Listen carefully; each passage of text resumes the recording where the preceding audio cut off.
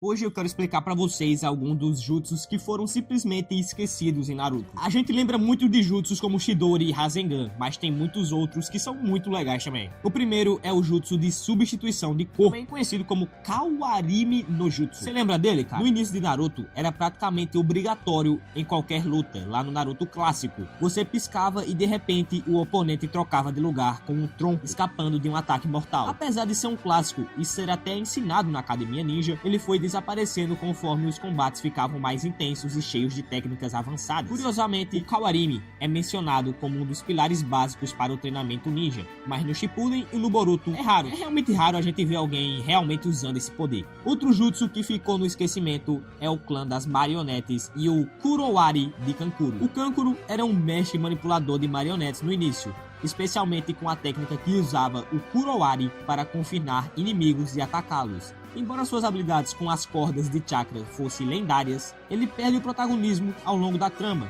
Era um poder muito legal, mas que foi muito pouco utilizado na obra. Outro exemplo muito legal que a gente pode dar é o jutsu de transformação, também conhecido como Renji no Jutsu. No início do anime, essa técnica era usada de forma criativa, tanto em lutas quanto em situações cômicas. Naruto, por exemplo, usava sua transformação em Garota, também conhecido como Oiroki no Jutsu, para desconcentrar adversários ou mesmo para arrancar risadas. Mas ao longo da história, essa técnica foi praticamente abandonada, sendo substituída por poderes muito mais elaborados. No entanto, a ideia de transformar-se em qualquer pessoa ou objeto tinha um potencial estratégico enorme, que poderia ter sido muito mais explorado em missões furtivas ou para enganar outros clãs, por exemplo. Eu acho que esse jutsu aqui foi esquecido porque ele era usado mais como um alívio cômico no Naruto clássico, e depois no Shippuden, que era para um público um pouco mais adulto, eles não precisavam desse alívio cômico tão exagerado e desnecessário. Porém, o jutsu não se transformava apenas em garotas, cara. O jutsu podia se transformar em outras coisas. Era um jutsu realmente apelão que poderia ter sido mais aproveitado, mas infelizmente não foi. Shuriken Sombrio, também conhecido como Keiji Shuriken no Jutsu. Esse é outro jutsu simples, mas genial, usado pelo Sasuke e Naruto logo nos primeiros arcos. A ideia era lançar uma Shuriken escondida na sombra de outra, criando um ataque surpresa difícil de prever. Era uma tática criativa e eficiente, mas foi esquecida com o tempo. Provavelmente porque as batalhas passaram a depender de jutsus cada vez mais grandiosos. Mesmo assim, é um ótimo exemplo de como técnicas aparentemente básicas podiam ser mortais nas mãos de um estrategista habilidoso. Isso aqui foi esquecido provavelmente porque as próprias Shuriken durante o anime foram bastante esquecidas. No começo eram bastante utilizadas, mas depois os jutsus foram ficando mais complexos e mais absurdos. Então o Shuriken não machucava mais ninguém. Jutsu de invocação, estátua demoníaca do caminho exterior, também conhecido como Gedomazo ou Gedomazo. Essa técnica foi usada em momentos cruciais, principalmente pelos membros da Akatsuki, mas depois do arco de Pain, a sua relevância diminuiu muito. A Gedomazo era assustadora, uma estátua gigantesca capaz de absorver chakra e aprisionar as bestas com cauda. Mas com a chegada do Madara e da Kaguya, ela foi eclipsada, ela foi esquecida por poderes ainda mais exagerados. Mesmo assim, o impacto visual e o peso narrativo desse jogo foram inegáveis na sua primeira aparição. Esse aqui é coisa de maluco, cara. Quem não ficou assustado no mínimo vendo isso aqui é maluco. Só que ele foi esquecido e foi até um negócio meio esquizofrênico, cara, porque ele era realmente muito forte, só que ele foi, tipo,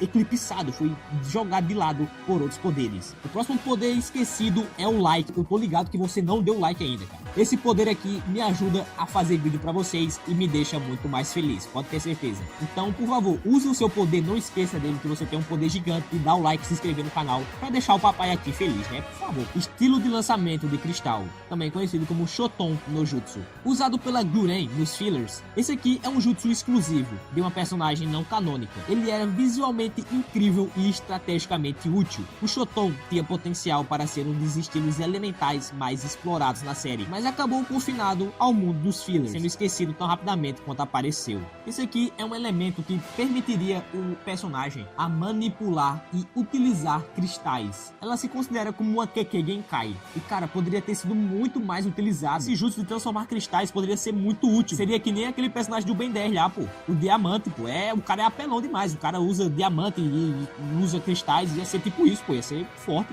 mas foi bastante esquecido. Selo amaldiçoado, também conhecido como Juinjutsu. Introduzido no exame Chunin com Orochimaru, ele era um conceito fascinante. Um poder proibido que aumentava a sua força do portador em troca de sua sanidade e do seu livre arbítrio. Sasuke e outros ninjas marcaram presença com essas transformações, mas com o tempo o selo amaldiçoado foi deixado de lado, especialmente após o arco da Quarta Guerra Ninja, quando técnicas muito mais destrutivas tomaram o palco. Esse aqui é um dos que eu acho mais legais, porque faz a gente pensar que para você ter poder com isso aqui, você tem que ser amaldiçoado e perder a sua sanidade completamente. Quando foi apresentado, ele era bastante forte, tanto que o próprio Sasuke usou. Porém, a gente percebe que depois ele foi totalmente esquecido e jogado de lado, porque ele realmente nem era tão forte assim. Genjutsu de controle de mentes. Esse aqui foi usado por Shizui Uchiha. Pra você que não tá ligado, Shizui é um dos personagens mais apelões de Naruto, porém ele teve que morrer cedo durante a sua trama. Essa técnica aqui foi tratada como uma das técnicas mais poderosas de manipulação mental em todo o anime. Esse aqui é capaz de controlar alguém sem que a própria vítima sequer percebesse. Apesar de sua importância no enredo, sendo usado para proteger a Vila da Folha e até para reviver o Itachi como um aliado, o Genjutsu de controle de mentes, ou também conhecido como Kotoamatsukami, raramente é lembrado, especialmente quando comparado a outros Genjutsus, como o próprio Tsukuyomi. Esse aqui tem o poder de manipular as coisas, porém ele foi totalmente esquecido, até porque já tinha um Genjutsu bastante parecido, que é o Tsukuyomi, que foi muito mais importante para a trama. Outro jutsu que merece bastante destaque é o jutsu de criação de células, também chamado de Shonen no jutsu. Utilizado por Orochimaru em sua busca pelo poder eterno, esse jutsu é responsável por criar clones de células, e por meio de experimentos, ele manipula essas células para criar novos corpos e melhorar sua própria força vital. Embora seja uma técnica realmente poderosa, ela acaba sendo ofuscada por outras formas de poder no decorrer da história. É uma técnica sombria e perigosa que nunca foi realmente completamente explorada, mas é um exemplo do lado mais macabro da criação e destruição do mundo ninja. É um jutsu que realmente consegue ser sombrio e bizarro, cara, manipular células. Eu acho que ela foi deixada de lado porque ia ser tão apelona que poderia, tipo, literalmente modificar toda a história que a gente conhecia. Jutsu de ilusão de nuvem, de como Genjutsu. Usado por ninjas da Vila da Nuvem, esse Genjutsu era capaz de fazer com que a vítima visse ilusões de nuvem, que, em algumas variações, podiam até mesmo provocar sensações físicas, como uma sensação de sufocamento ou de pressão. Era uma técnica altamente especializada e específica, mas nunca foi muito detalhada ou utilizada ao longo da história. Apesar de ter um grande potencial estratégico, especialmente em batalhas de longo alcance ou em combate psicológico. Para você poder manipular nuvens e fazer ilusões com isso, ia ser realmente muito apelão e uma vantagem muito grande para os ninjas da Vila da Nuvem. Porém, não sei porquê, mas não foi utilizado durante a obra. Se você souber o porquê esses jutsus foram esquecidos, comenta aí, porque eu quero realmente saber a sua opinião sobre tudo isso, cara. Jutsu do labirinto de areia, também chamado de Sabuko no labirinto. Utilizado por Gaara, ele usava a areia para criar um labirinto capaz de prender inimigos ou até confundir os seus adversários. Embora o jutsu fosse muito criativo e eficiente nas primeiras lutas de Gaara, ele foi progressivamente substituído por técnicas mais destrutivas, como a Sabaku Kyo ou o Shukaku no jutsu. O labirinto de areia poderia ser uma ferramenta útil em lutas mais estratégicas, mas nunca teve o mesmo destaque conforme Gaara se tornava mais poderoso. Cara, esse aqui eu acho simples a explicação. Eu acho que ele usava isso aqui mais para confundir os seus adversários do Naruto clássico, até porque ele era um cara novo e os seus adversários também eram crianças, cara. Então, literalmente, você fazia um labirinto, confunde as crianças, tá ligado? Mas conforme ele foi se tornando mais poderoso, realmente eu não vejo muita utilidade para esse jutsu. Jutsu de reencarnação das almas, também conhecido como Heikyo no jutsu. Esse aqui foi usado por Kabuto. Esse jutsu foi uma das maiores inovações de Kabuto, quando ele usou as células de Orochimaru para ressuscitar os grandes ninjas do passado. Embora a técnica de reencarnação do impuro tenha sido bastante utilizada para trazer os ninjas de volta à vida, o jutsu de reencarnação de almas parecia ser uma técnica ainda mais avançada e complexa, capaz de restaurar as memórias e as personalidades dos mortos, tornando-os ainda mais poderosos. No entanto, foi uma técnica que não foi tão detalhada quanto outras, como o próprio Edo Tensei do Orochimaru, que foi usado para reviver os antigos Kages na Guerra Ninja. E esses foram alguns dos jutsus mais esquecidos de Naruto que tinham bastante potencial, mas por algum motivo que eu não sei, você vai comentar aí porque você acha, eles foram jogados totalmente de escanteio. A gente se vê no próximo vídeo, tamo junto e valeu!